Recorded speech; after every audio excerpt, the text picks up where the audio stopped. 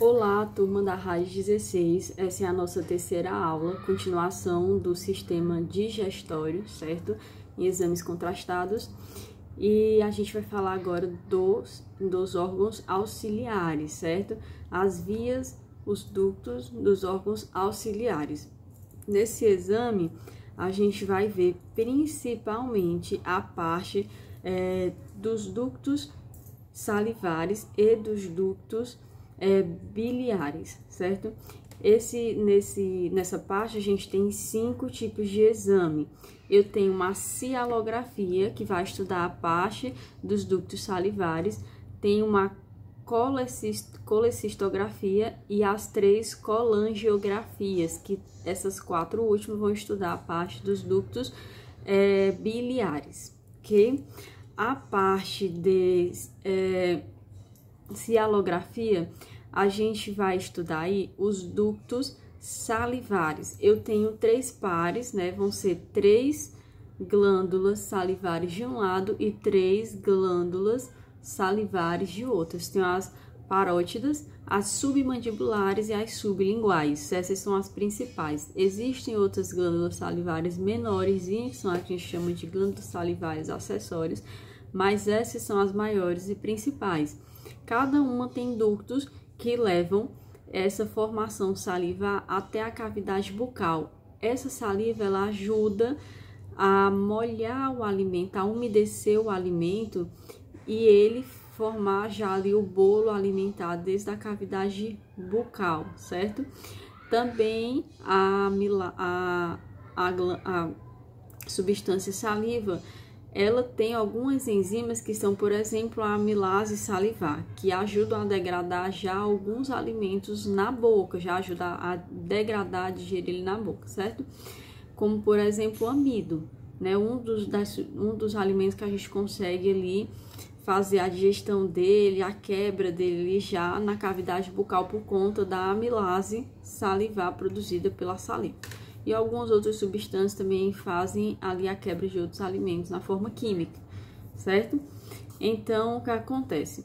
Se você abrir a sua boca, olhar a sua cavidade bucal, existem uns orifíciozinhos aqui do lado, na parte da bochecha, aqui abaixo da língua também. Esses orifícios são justamente o final desses ductos salivares, são por eles que a gente vai introduzir o contraste. Como é nessas vias, a gente não vai poder utilizar o contraste de sulfato de bário, contraste baritado. Como eu falei, é só para o tubo. Então, nesse exame e nos outros, a gente vai utilizar iodo, certo? Contraste iodado. Então, eu pego lá uma seringazinha, coloco o contraste, introduzo nesse canalzinho, né, nesse orifício, e injeto o contraste ali no ducto salivar. Lógico que o contraste vai ser bem pouquinho, porque é um ducto pequeno, é uma via pequena, então não vou colocar muito contraste. E outra, o contraste, não, eu não vou colocar, mas não é a gente que coloca o contraste, vai ser a equipe da enfermagem. Mas a gente tem que entender do exame, tem que saber qual o contraste, saber qual o local. Porque acontecem erros que não devem acontecer e você tem que estar atento também, certo? Então, nesse exame eu utilizo o contraste iodado. A radiografia vai ser uma PA e ela em perfil e também em oblíquo, certo? Dos dois lados, para eu verificar as duas vias. O contraste é colocado dos dois lados dos ductos, né, nos pares ductais, mas, porém, eu posso utilizar também, a depender do que o médico peça, só em um. Por exemplo, se o problema, né, for na parte de ducto, na parte da glândula salivar, da parótida, eu não necessito colocar em todos, se for só a direita ou só a esquerda, ou se for só a sublingual ou a submandibular, então vai depender do que o médico peça, nem sempre vai ser em todos os canais, às vezes vai ser só em algum canal e aí eu tiro só aquela em oblíqua e a em perfil, vai depender muito do exame, certo? Paciente precisa estar em jejum? Precisa porque se o paciente não tiver em jejum, vai estar tendo a formação de saliva e vai estar ejetando saliva na cavidade bucal do paciente, isso pode atrapalhar um pouco o exame. Então, a gente pede que o paciente esteja ali em jejum de 8 horas, certo? Mas se o paciente não tiver em jejum, nesse exame também não atrapalha tanto, mas é bom que o paciente esteja, né? Se recomenda ali que o paciente esteja em jejum, ok? O outro exame é o exame de colecistografia oral, certo? A colecistografia oral, ela é um exame que eu vou estudar a bolsinha, né? Eu costumo dizer que é a bolsinha que guarda ali a bile, ou seja, a gente vai estudar ali a vesícula biliar, certo?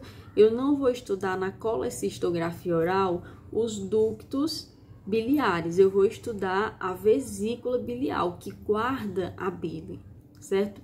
Tem gente que fala que produz a bile, não produz. Quem produz é o fígado e ela só guarda, ela só armazena. Então, na colecistografia oral, eu vou estudar essa parte da vesícula biliar. Então, o que acontece? O paciente, ele toma o contraste, eu dou um comprimido para o paciente tomar no dia anterior, porque é um exame, como é oral, vai demorar a chegar. Esse comprimido, ele contém substâncias que mostram um contraste. O paciente vai tomar e aí ele vai ser processado pelo fígado ainda, por isso que ele toma um dia anterior, vai ser processado pelo fígado, vai ser armazenado na bile e no outro dia eu vou verificar essa substância dentro da vesícula biliar através da radiografia, certo? É recomendado que o paciente não coma alimentos com quaisquer gordura ou alimentos frios na véspera do exame. Ele pode se alimentar normalmente, não precisa fazer jejum.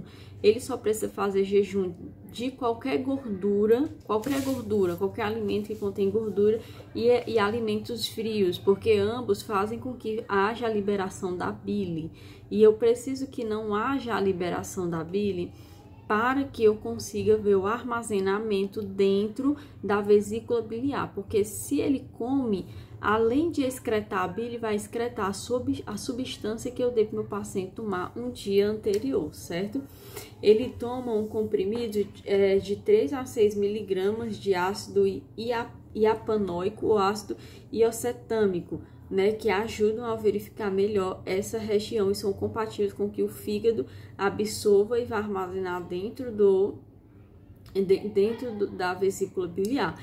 Eu não vou entrar tão a fundo nessa questão, infelizmente, por conta do tempo e também porque esses exames hoje em dia a gente não faz eles, né? Eles ficaram um pouco para trás aí, porque hoje em dia o exame-chefe que a gente faz para utilizar, a gente utiliza para estudar tanto a vesícula biliar quanto a parte de ductos, é a ultrassonografia, mas vocês precisam ainda saber pelo menos aonde é feito esse exame, o que é esse exame, para poder fazer algum concurso que venha cair esse tipo de questão.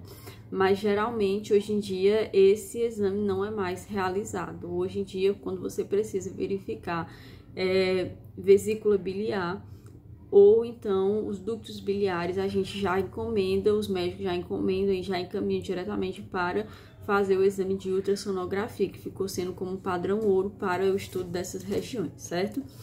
E aí, o que acontece? O exame, o paciente chega, né, 15 horas antes, ele tomou o contraste, e aí depois, 15 horas depois, ele vai fazer o exame contrastado, onde eu vou fazer a radiografia só da região biliar, da vesícula biliar. Eu vou fazer uma anteroposterior e 2 oblíquas. Não tem perfil, é só uma anteroposterior, uma AP, e a oblíqua direita e a oblíqua esquerda, para eu saber se esse meu paciente verificar, na verdade, ele em outras dimensões, para eu saber se esse meu paciente tá com alguma falha de preenchimento ou se o contraste não conseguiu preencher a vesícula biliar, se tem algum entupimento, para estudar todas essas formas anatômicas da vesícula biliar, certo? Outra coisa, eu também posso estudar se o paciente ele tem algum cálculo biliar, o que a gente chama de pedra na vesícula, né? Quando meu paciente tem alguma pedra na vesícula, algum cálculo biliar, eu consigo verificar essa patologia.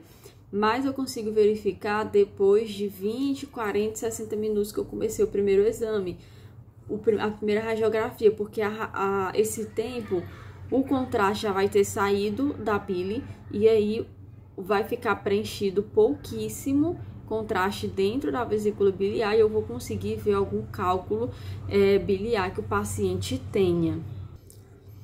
Então, outra coisa, a indicação desse exame. Geralmente, esse exame é indicado quando você tem suspeitas de cálculo biliar.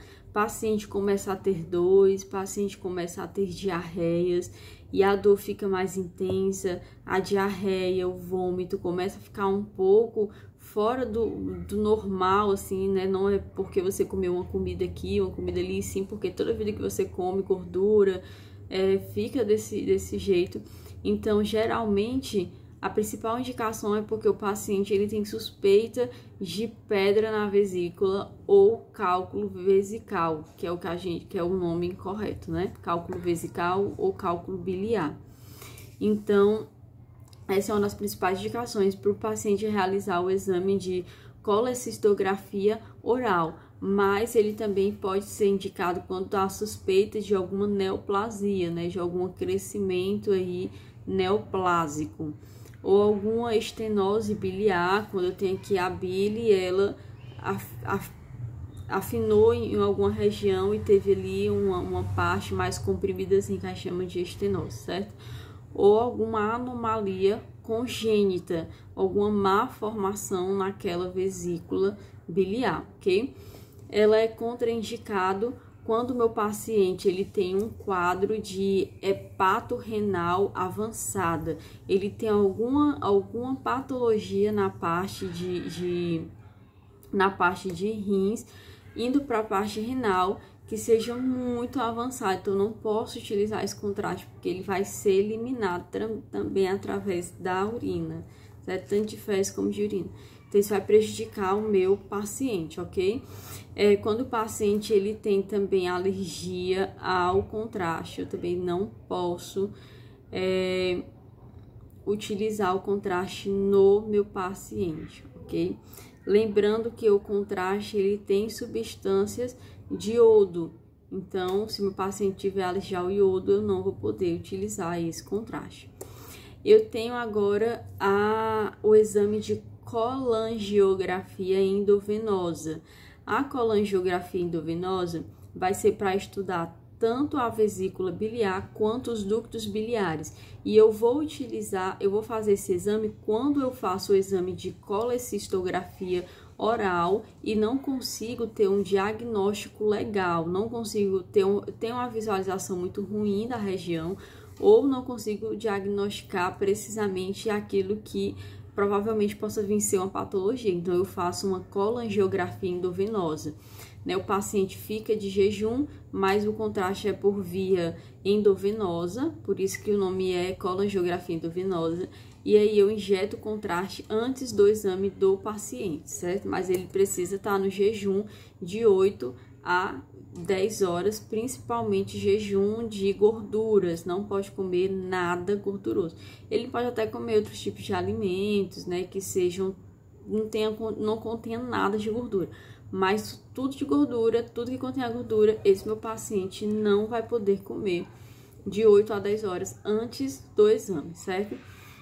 Então, o enfermeiro vai introduzir o meio de contraste nesse meu paciente por via endovenosa. Eu vou conseguir estudar lá vesícula biliar e os ductos biliares, certo? Após eu injetar o contraste no paciente, eu faço uma radiografia com 30 minutos, uma radiografia em AP da região, certo? Depois de 1 hora, eu faço outra radiografia também AP, depois com 1h30 e depois com 2 horas. Se você perceber, o exame está sendo feito de 30 em 30 minutos, porque eu preciso saber como que ele está preenchendo o órgão, como que ele está fluindo pelos ductos, certo? Tem exame que vai ser feito aí até 3 horas depois, 3, 4 horas depois, mas isso vai depender de médico e de profissional, certo? E também vai depender do paciente. Se esse contraste está demorando mais a sair daquela região, então lógico o exame vai demorar mais. 2 horas o contraste ainda não saiu por completo, então eu vou fazer daqui a 2 horas e meia, daqui a 3 horas, até eu ver que o contraste ele foi eliminado daquela região, certo? Então o exame só termina quando o contraste é eliminado daquela região, ou quando eu vejo que o contraste está sendo eliminado. Mas lembrando que eu preciso fazer uma radiografia, injetei o contraste, faço uma radiografia 30 minutos depois, 60 minutos depois, 1 hora e meia depois e 2 horas depois. E eu só vou fazer mais radiografias depois de 2 horas se houver a necessidade de fazer essa radiografia, certo? Então, você verifica muito na hora, ok? As indicações, também se você tem cálculo vesical. A outra indicação é se eu não consigo visualizar aquele cálculo vesical, aquele cálculo biliar, né? Ou uma possível neoplasia numa colecistografia oral. Então, essa é a indicação para se fazer uma colangiografia endovenosa, certo? Ou se o paciente também ele tiver muito vômito ou diarreia, é indicado fazer uma colangiografia endovenosa. Porque se meu paciente ele tiver com muita diarreia e com muito vômito, eu não vou conseguir dar o contraste por via oral para o meu paciente, porque ele vai colocar aquele contraste para fora, então não vai ser absorvido para o organismo, entendeu? Então eu tenho que fazer um outro exame que seja endovenoso, porque estando dentro da parte endovenosa, ela já está sendo absorvida ali, ok? O outro exame é a colangiografia intraoperatória. A colangiografia intraoperatória eu vou fazer para estudar os ductos biliares, já não estudo mais aí a vesícula, porque a intraoperatória, ela é no ato da cirurgia. Digamos que uma pessoa, ela tem pedra na vesícula, né? Ela tem cálculo biliar, então ela vai tirar a vesícula. E aí, no ato da cirurgia, quando ela tira a vesícula, eu injeto, o médico aproveita e já injeta o contraste para estudar ali como é que tá, se não tá tendo vazamento de contraste para alguma parte externa do ducto, porque se tiver tendo extravasamento de contraste, vai ter extravasamento da bile, então não pode, certo? Então ele já estuda ali para verificar se ficou tudo certinho, ok? Então a colangiografia intraoperatória se estuda no ato da cirurgia, da retirada da vesícula biliar. Okay? Aí se retira a vesícula biliar quando o paciente tem algum cálculo vesical ou quando tem algum tumor, ok? O procedimento é simples, já tá lá na cirurgia, certo? Vai só injetar a quantidade de contraste necessária e aí já faz essa radiografia, o paciente tá em anteroposterior, já faz em anteroposterior e faz também em oblíqua. No caso, vai fazer com o arco cirúrgico ou arco em C, que é o angiógrafo, né? Esse tipo de exame a gente não vai fazer nem na tomografia, nem na ressonância, nem no seriógrafo. É feito com o angiógrafo, né? Com o arco em C, ok? O outro exame vai ser a colangiografia pelo dreno de Kerr, ou tubo T. Essa radiografia, o paciente já tem feito a cirurgia e aí às vezes há o acúmulo de bile e ele tem que ser drenado. Então, o dreno já está na região, eu só faço colocar o contraste e fazer o tubo, só faço colocar o contraste pelo tubo em T, por isso que o exame é chamado tubo em T também, e verifico, consigo estudar toda a região dos ductos biliares, ok? Então, a diferença dos exames porque eu falei de uma colecistografia e de 3 colangiografias. A diferença é do que estuda e principalmente de como o contraste é colocado. Na colangiografia endovenosa, ela estuda vesícula e ductos e é colocado por via endovenosa. Na colangiografia intraoperatória é estudado somente os ductos biliares, é colocado no ato da cirurgia, então ela é colocado a via de administração é intracavitária, porque perfura a cavidade e já coloca direto no ducto, ok? Pelo dreno de Kerr, o tubo em T, também é endocavitária, porque por mais que esteja colocando pelo dreno, tá perfurando aquela região. Às vezes, na verdade, o dreno ele percorre pela parte do canal, né, do tubo digestório. Então, o contraste eu vou colocar lá seguindo botar um drenozinho seguindo aquele mesmo percurso. Então, vai depender muito de como o paciente esteja. E aí, eu vou colocar o contraste através desse dreno, através desse tubo em T. Mas a diferença deles é a hora que o paciente está colocando e pela via que ele está colocando, né? Como que eu estou introduzindo o contraste no meu paciente. Endovenosa, paciente ainda não fez a retirada de nada. Intraoperatório, ele está no ato cirúrgico. E pelo dreno de Kerr ou pelo tubo em T, ele já tenha feito a cirurgia, ou porque ele teve cálculo renal, ou porque ele teve cálculo renal, não, desculpa, ou porque ele teve cálculo biliar, ou porque ele teve alguma neoplasia ou alguma outra patologia que teve que fazer a retirada do órgão. E aí eu fiz a colocada do contraste através do tubo em T. Então a diferença é essa. Nesse exame, paciente também tem que estar em jejum de 8 a 4 horas, de 8 a 10 horas, 8 a 10 horas, principalmente de gordura, certo? Quaisquer alimento que contenha gordura. E aí, o contraste vai ser colocado no dia do exame e é também pelo enfermeiro, e vai ser o contraste iodado. Nunca nessas regiões se coloca contraste baritado, somente no tubo. Se não for no tubo, sempre será o contraste iodado. Também tem a opção do contraste gadolínio, só que o gadolínio eu só utilizo se o paciente estiver na ressonância magnética, certo? Se o paciente não estiver na ressonância magnética, o contraste vai ser sempre o iodado. Então, nesses exames que eu falei para vocês, o contraste é iodado, certo? Nesse exame, geralmente, o enfermeiro, ele coloca de 3 a 5 milímetros de contraste nas vias biliares e aguarda só uns 3 minutinhos, que é o tempo que preenche todo ali, agrega todo o aparelho, eu consigo fazer uma radiografia bem bacana, certo? E depois eu injeto mais com um pouquinho de contraste e faço com 10 minutos, ok? Então, é isso.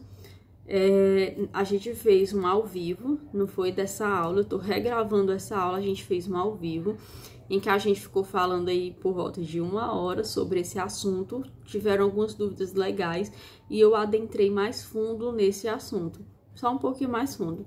Para quem não teve oportunidade de assistir essa aula, o resumo dessa aula foi isso que eu acabei de falar para vocês. Eu fiz aqui um resumão, mas na aula que a gente teve online, que essa aula aqui ela tá sendo regravada, mas na aula online a gente falou quase 1 hora aí, né? O pessoal teve dúvidas e tudo, mas resumidamente é isso que eu acabei de falar.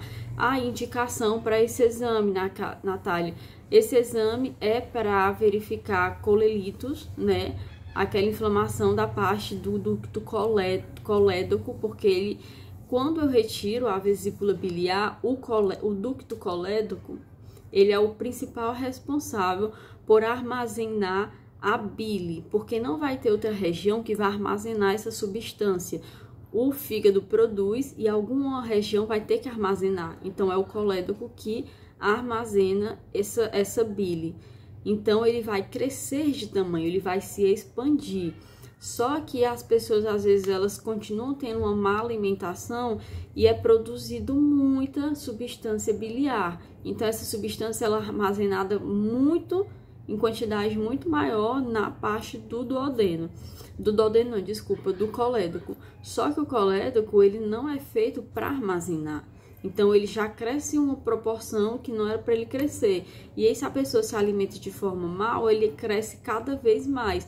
E aí fica mais comprometido essa região para o meu paciente. Então, ela é uma das indicações. Também para eu estudar como é que está o estado de todo o sistema, por conta disso, como é que está sendo o sistema biliar desse meu paciente.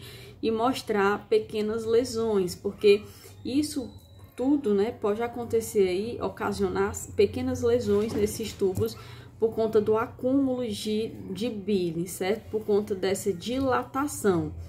Então, eu tenho que estudar direitinho para verificar como é que tá. Então, é isso. Próxima aula, a gente já entra em outro sistema.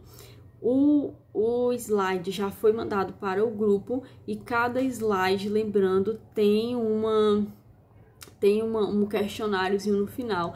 Respondam esse questionário, porque esse questionário ajuda a vocês a direcionar o estudo melhor, certo? Então, todo slide que vocês receberem sempre vai ter um questionáriozinho e cada questionário vai ser ali de 8 a 10 perguntinhas e já ajudam a direcionar vocês para aquele sistema, para aqueles tipos de exames, que isso tudo vai ser cobrado mais lá na frente. Então é isso, um beijo e até a próxima aula.